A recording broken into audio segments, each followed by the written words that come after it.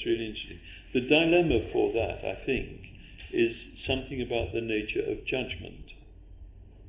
Because if it's reasonably true that judgment is fundamentally based upon the feeling system, the question is going to be, how do you program in experience in your AI?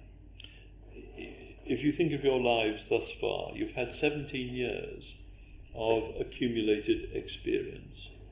And if you get to be as old as me, you've got at least another 60 years ahead of you, okay? But we go on accumulating experience, but by about the age of 24, most of the filters are in place. You tend to see the things that are familiar to you, not the unfamiliar, unless you happen to have a particularly inquiring mind, which is you are familiar about inquiring, which most people by the age of 24 are not. Okay.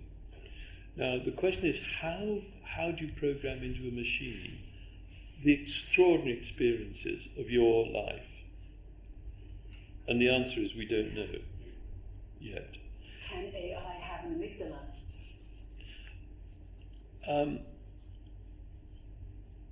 There are people working on it, but the question of how would it actually know, that there's a huge project going on. It started in Lausanne, it's now in Geneva, called it was called the Blue Brain Project. The European Union are putting 100 million euros into a 10-year program to try and create a computer-driven model of the brain. But all your brains are different. So while in principle your bodies are composed of the same things and your brains are composed of the same things, functionally they're actually different. So if we get a model of a brain inside a computer, it won't be like anybody else's brain. It'll just be that computer's brain. And even so, how do you program in your nanosecond by nanosecond, minute by minute? Because we are free-ranging animals. You have no idea what's going to happen to you the moment you go out of this room.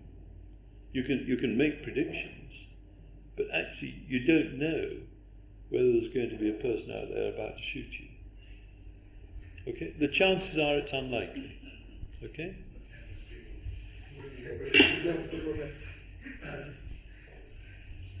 And so how are you going to get a machine having that kind of spontaneous experience?